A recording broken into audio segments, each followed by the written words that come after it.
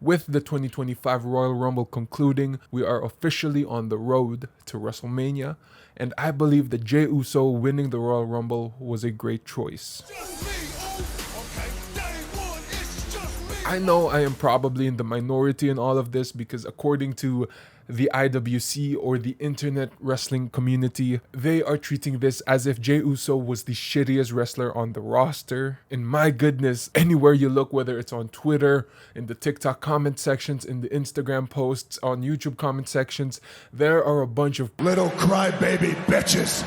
The one advice that I can give you, especially if you're someone who is new to professional wrestling or wrestling in general, is that you stay away from the internet community. There are so many people on the IWC that spew nothing but negativity, and it's not good for the mental health because at the end of the day, you're just gonna be pissed off if you stay on Twitter reacting and commenting on the tweets that people make on Twitter. And yes, I know it sounds like I'm generalizing the IWC, but there are creators in the IWC that I support and I want you to support as well.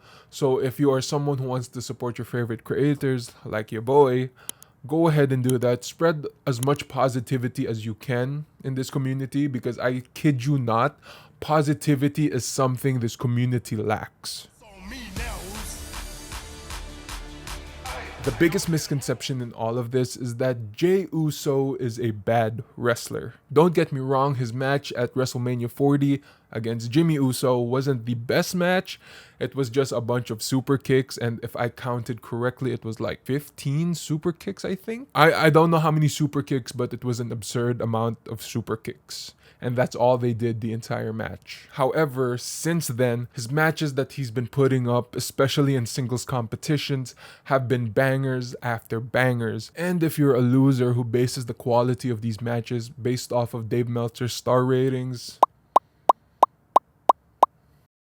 and for the in the back saying that Jey Uso was being carried in these matches, it takes two people to tango and it takes two people to tell a story. Let's not forget that his storyline with Roman Reigns in the pandemic era was one of the best storylines, and his last match against Gunther at Saturday night's main event, that was a really great match. I know that there were so many other favorites that we had going into the Royal Rumble, like Roman Reigns, Seth Rollins, CM Punk, John Cena, but let's be honest, they don't need the Royal Rumble. The Royal Rumble is supposed to be used to elevate new stars, and in the modern era, in the current era, Jey Uso has been one of those wrestlers that have been elevated to a point where he can be up there in contention with Roman Reigns, with Seth Rollins, with CM Punk, with John Cena. And yes, I know Jey Uso is almost 40. He isn't a young and upcoming star. But when was the last time we actually had a winner who was a risky pick rather than a safe choice going into Mania?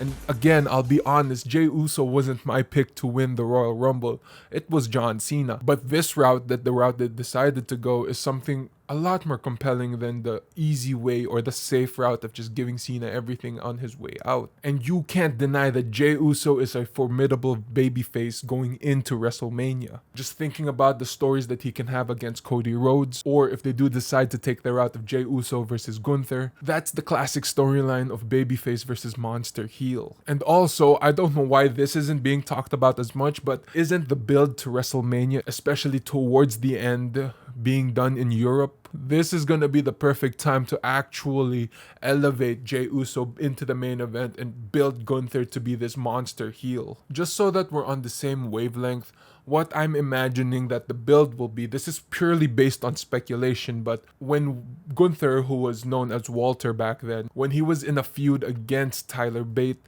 the build that they did was really good, and I hope that they do something similar that involves Jimmy Uso and maybe the rest of the bloodline. Because the way that they're building Imperium is that Pete Dunne could be part of the group, and if he plays into a factor into the build to WrestleMania, this could be something big. But anyway, let me know your thoughts about it in the comments down below.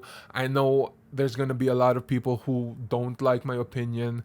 a lot of people who will argue against me, but all I can really say is argue with me down in the comments below. If you liked the video, give me a like. If you didn't, give me a dislike. If you like all things wrestling, be sure to subscribe, give me a like, and tell your friends about me. Anyway, stay safe, and I'll see you later.